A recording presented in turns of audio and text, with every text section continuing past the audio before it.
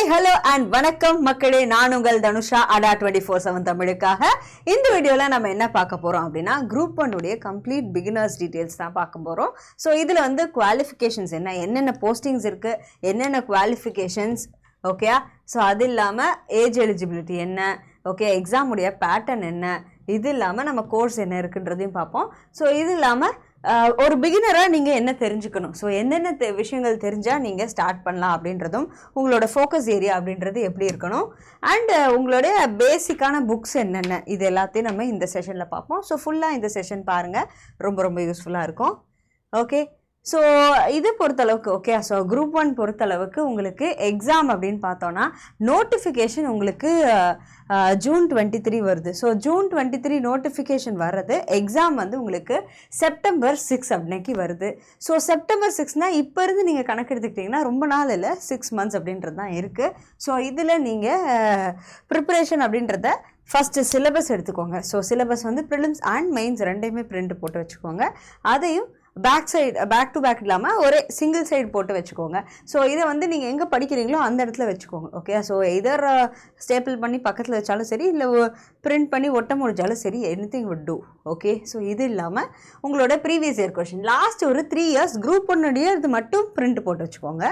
And solve பண்ணுறது last 2025 கேட்ட எல்லா கொஷின்ஸும் சால்வ் பண்ணுற மாதிரி இருக்கும். ஸோ இந்த மாதிரி நீங்கள் உங்களுடைய செஷன் கொண்டு போயிட்டுருங்க. ஓகே, ஸோ இது இல்லாமல் குரூப் 1 என்னென்ன போஸ்டிங்ஸ் இருக்குது.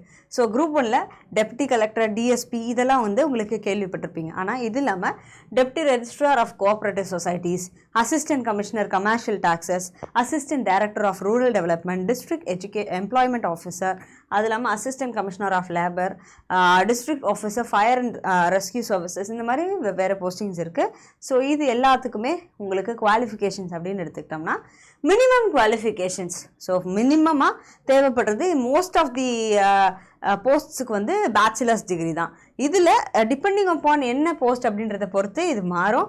So for example, okay, so நீங்கள் நோட்டிஃபிகேஷனில் பார்த்தீங்கன்னா ஒவ்வொரு போஸ்டிங்க்கும் ஓகேயா எஜுகேஷன் குவாலிஃபிகேஷன். ஸோ இதில் வந்து டிகிரி தான், இதிலும் டிகிரி தான். இது இல்லாமல் ஃபிசிக்கல் எஃபிஷியன்சி சர்டிஃபிகேட் வேணும் அப்படின்றது கொடுத்துருக்காங்க இதில். அண்டு கமர்ஷியல் டேக்ஸ் ஆஃபீஸருக்கு பிகாம் டிகிரி, இதில் வந்து ப்ரிஃபரன்ஸ் கொடுத்துருப்பாங்க. ஸோ ப்ரிஃபர்ட் டிகிரி தான் சொல்கிறாங்க, பேசிக் குவாலிஃபிகேஷன் சொல்ல இது இருந்தால் பெட்டர்.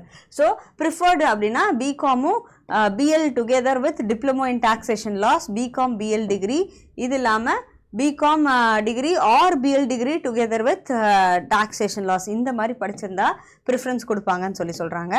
இதே வந்து அசிஸ்டன்ட் டைரக்டர் ஆஃப் ரூரல் டெவலப்மெண்ட்டுக்கு அதே மாதிரி ஒவ்வொன்றுக்கும் போஸ்ட் கிராஜுவேட் டிகிரி ஒன்று சொல்லியிருக்காங்க.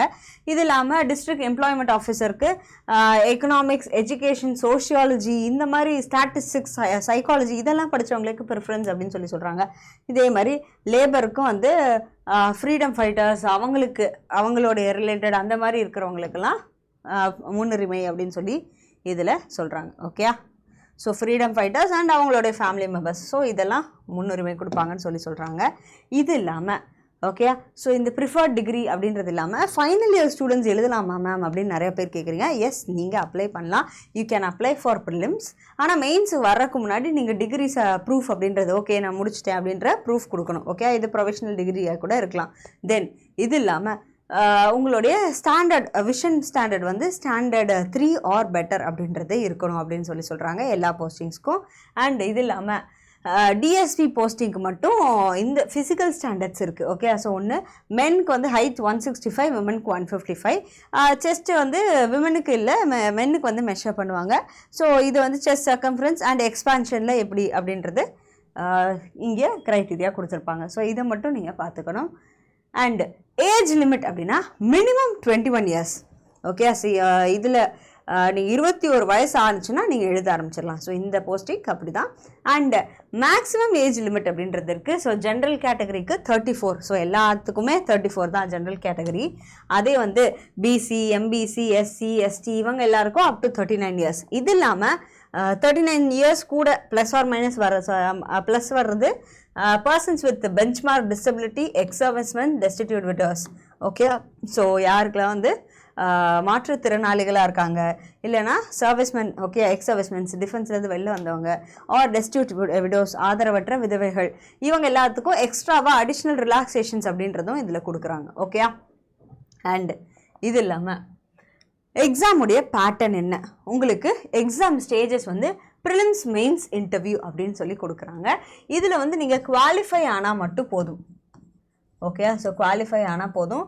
இதில் 200 கொஷின்ஸ் கொடுப்பாங்க அண்ட் அதுக்கு 300 மார்க்ஸ்ன்னு கொடுப்பாங்க. இதில் நெகட்டிவ் மார்க்கிங் அப்படின்றதெல்லாம் எதுவும் இல்லை. நீங்கள் இதில் வந்து ஒரு டார்கெட் ஸ்கோர்னு வச்சுக்கோங்க. கட் ஆஃப்னு நான் இங்கே பேச வரும்ல, இந்த இடத்துல நீங்கள் டார்கெட் ஸ்கோர் அப்படின்றது ஒரு 155+ அப்படின்றது எடுக்கணும் அப்படின்றத மைண்டில் வச்சுக்கோங்க. ஸோ டார்கெட் வேறு, கட் ஆஃப் வேறு. உங்கள் மைண்டில் நீங்கள் செட் பண்ணிக்கிறது ஓகே 155+ எடுத்தால் கிளியர் அப்படின்றது மைண்டில் வச்சுக்கோங்க. அடுத்தது மெயின்ஸ் வந்து உங்களுக்கு 750 marks. So GS1 250, GS2 250 and இது இல்லாமல் GS3 250 அப்படின்னு 3 பேப்பர் வந்து 750 மார்க்ஸ். இது இல்லாமல் நீங்கள் குவாலிஃபையிங் பேப்பர், தமிழ் எலிஜிபிலிட்டி பேப்பரும் எழுதுவீங்க. அண்ட் இன்டர்வியூ, அதாவது நீங்கள் ஓரல் டெஸ்ட் இருக்கும் இல்லையா, அது ஒரு 100 மார்க்ஸ். இது ரெண்டும் தான் உங்களுக்கு ஃபைனல் லிஸ்ட்டில் உங்களுடைய பிளேஸை என்ஷூர் பண்ணக்கூடிய ஒரு விஷயம், மெயின்ஸும் இன்டர்வியூவும் சேர்த்தது. ஓகே, ஸோ ப்ரிலிம்ஸ்க்கு so 175 questions plus 25 questions. So 175 கொஷின்ஸ்ன்றது உங்களோட GS. இதில் நீங்கள் கான்சன்ட்ரேட் பண்ணணும் அப்படின்னா உங்களுடைய பாலிட்டி, தமிழ்நாடு ஹிஸ்ட்ரி, எக்கானமி, இதை ஃபஸ்ட்டு ஃபோக்கஸ் பண்ணணும். இது கூட ஹிஸ்ட்ரி ஆஃப் இந்தியாவில் especially Indian national movement. Okay, history of India மொத்தமாக சொல்லலை, இந்திய தேசிய இயக்கம் 1885லேருந்து 1947, 1885 to 1947. Okay, so even 1857 great revolt கூட நீங்கள் ஆட் பண்ணிக்கலாம். ஸோ இந்த மாதிரி ப்ரிப்பேர் பண்ணணும். அது அந்த 4 சப்ஜெக்ட் ஃபஸ்ட்டு முடிக்கணும். மற்றதெல்லாம் வந்து அப்படியே ஆர்டர் சொல்கிறேன், அது அந்த ஆர்டரில் பின்னாடி சொல்கிறேன், அதை முடிச்சுக்கோங்க. அடுத்தது இங்கே ஆப்டிடியூட் அப்படின்றது SSLC ஸ்டாண்டர்ட் தான். ஸோ இது மட்டும்தான் டிகிரி ஸ்டாண்டர்ட், இது SSLC 10th ஸ்டாண்டர்ட் லெவல் தான் சொல்கிறாங்க. ஸோ இது வந்து எல்லாருமே ஆக்சுவலி நீங்கள் சால்வ் பண்ணி பார்த்துட்டே இருக்கணும். ஓகே, ஸோ சால்வ் பண்ணி பார்த்துட்டே, நீங்கள் வந்து ஒரு பேஜ் முழுக்க போட்டு சால்வ் பண்ணக்கூடாது, ஷார்ட்கட்ஸ் வச்சு சால்வ் பண்ணுற மாதிரி உங்களோட ப்ராக்டிஸ்ன்றது இருக்கணும். ஓகே, ஸோ அந்த மாதிரி இந்த ஆப்டிடியூட் போர்ஷன் பொறுத்தளவுக்கு தினம் டச் இருந்துகிட்டே இருக்கணும், சால்வ் பண்ணிகிட்டே இருக்கணும் அப்படின்றது இருக்கணும். ஓகே, ஸோ இது இல்லாமல் மெயின்ஸுக்கு 3 hours அப்படின்றது உங்களுக்கு ஒவ்வொரு பேப்பருக்கும் அலாட் பண்ணுவாங்க. இதுவும் 3 hours தான், அதே மாதிரி மெயின்ஸும் 3 hours தான். ஒவ்வொரு பேப்பருக்கும் 3 hours அலாட் பண்ணுவாங்க. நீங்கள் 250 மார்க்ஸ்க்கு எழுதுவீங்க. இதில் வந்து 10 மார்க்கும் 15 மார்க் கொஷின்ஸும் நீங்கள் எழுதுவீங்க. ஓகே, ஸோ 10 மார்க் கொஷின்ஸும் 15 மார்க் கொஷின்ஸும் எழுதுவீங்க. ஸோ அப்படி தான் உங்களுடைய ஆன்சர்ஸ்ன்றது எழுதி பார்ப்பீங்க. ஓகே, ஸோ இன்டர்வியூ அப்படின்றது 100 மார்க்ஸ். ஸோ மொத்தமாக உங்களுக்கு 850 மார்க்ஸில் நீங்கள் எவ்வளோ எடுத்தீங்க, ஸோ 250 + 100 அப்படின்றது 850. அதில் நீங்கள் எவ்வளோ எடுக்கிறீங்களோ அதுதான் உங்களுடைய ஃபைனல் அப்படின்னு சொல்லுவாங்க. ஸோ இப்போ தான் இது வந்து உங்களோட qualifications, age limit, exam pattern என்னன்றதை பார்த்துட்டோம். அடுத்தது நீங்கள் பிகினராக இருக்கீங்க அப்படின்னா உங்களோட ப்ரிப்பரேஷன்றது எப்படி இருக்கணும் அப்படின்றதையும் நான் சொல்கிறேன். ஸோ அதுக்கு முன்னாடி நம்ம குரூப் 1க்காக சிறகுகள் 3.0 அப்படின்ற பேட்ச் ஆரம்பிச்சிருக்கோம். இது வந்து March 16 ஆரம்பிக்குது. வர மண்டே. ஓகே, அன்னைக்கு ஆரம்பிக்குது. நீங்கள் இதில் ஜாயின் பண்ணணும்னு நினைக்கிறவங்க YT03 அப்படின்ற கோடு யூஸ் பண்ணிக்கோங்க. ஆஃபர் கோட் 22% ஆஃபரோடு ஜாயின் பண்ண முடியும். Okay, S. அடுத்தது ஸோ உங்களுடைய எக்ஸாமில் என்ன மாதிரி கேட்பாங்கன்னு பேட்டர்னே கொடுத்துட்டாங்க. இந்த வெயிட்டேஜில் தான் நான் கேட்க போகிறேன். ஓகே, ஸோ இப்படி தான் நான் கேட்பேன், நீங்கள் வந்து இந்த மாதிரி படிச்சுட்டு வாங்க அப்படின்னு சொல்லிட்டாங்க. ஸோ இது வந்து உங்களுக்கு பயங்கர பெனிஃபிட். உங்களுக்கு இப்படி தான் படிக்கணுமா, என்ன படிக்கணும், ஏது படிக்கணுன்ற டவுட்டு இனி இருக்காது. ஸோ ப்ளூ பிரிண்ட்டுன்றதை கொடுத்துட்டாங்க. ஸோ இதில் ஹையஸ்ட்டு எங்கே 50 கொஷின்ஸ் உங்களுடைய Indian economy and development administration. ஓகேயா, ஸோ இதில் 2 சப்ஜெக்ட் இருக்குது, அது ரெண்டும் சேர்த்து 50 கொஷின்ஸ். ஸோ இது வந்து ஆக்சுவலி 40 கொஷின்ஸ் எக்கானமின்னு எடுத்துக்கோங்க. அது இல்லாமல் Tamil Nadu history 40 questions, polity 40 questions. So இது எல்லாமே 40. இது 3 சப்ஜெக்டை நீங்கள் படித்தாலே எவ்வளோ மார்க் வருது, 120 மார்க்ஸ் உங்களுக்கு கிளியர் ஆகுது. Okay, 3 subject, polity, economy, Tamil Nadu history, இது 3மே 120 கொஷின்ஸ். உங்கள் கட் ஆஃபே எவ்வளோ, 155+ அப்படின்றதான். டார்கெட் ஸ்கோரே நீங்கள் 155ன்னு வைங்க, கட் ஆஃப் சொல்லலை, இட் சேஞ்சஸ். ஒரு எக்ஸாமுக்கு 137 இருந்தது, ஒவ்வொன்றில் 140 இருந்தது, சில இதில் 142 இருந்தது. இந்த மாதிரி எக்ஸாம் இயர் பொறுத்து மாறும், வேக்கன்சி பொறுத்து மாறும், எக்ஸாம் டஃப்னஸ் பொறுத்து மாறும். ஸோ நீங்கள் டார்கெட் ஸ்கோர்ன்றது 155+ வச்சுக்கோங்க. Okay, so 150+ is okay, but 155ன்றது ரொம்ப சேஃபாக எடுத்துக்கிறது. ஓகே, ஸோ இப்போ 40 இதுவே உங்களுக்கு எவ்வளோ மார்க் வந்துருச்சு? 120 கொஷின்ஸ் வந்துருச்சு. மார்க் இல்லை, 120. ஸோ நான் இப்போ எல்லாமே கொஷின்ஸ் அளவில் தான் பேசுவேன், மார்க்ஸ் அளவில் பேச மாட்டேன். ஓகே, தென் இது வந்து ஒரு 25. ஸோ இதை ஆட் பண்ணுங்கள், மொத்தமாக ஒரு 145. கட் ஆஃபே அவ்வளோதான் இருக்கும். தினமும் இந்த 3 சப்ஜெக்டில் ஒன்று அண்ட் இந்த சப்ஜெக்ட் ஒன்று இருக்கணும். ஓகே, ஸோ தினமும் நீங்கள் ஆப்டிடியூட் சால்வ் பண்ணி பாருங்கள். ஓகே, அது இல்லாமல் இந்த 3 சப்ஜெக்டில் ஏதாவது ஒரு சப்ஜெக்ட் தினமும் படிங்க. இது கூட மற்ற சப்ஜெக்டில் நீங்கள் எது வேணால் எடுத்துக்கலாம். ஓகே, எது வேணால் எடுத்துக்கலாம். ஸோ நீங்கள் உங்களோட விருப்பம்.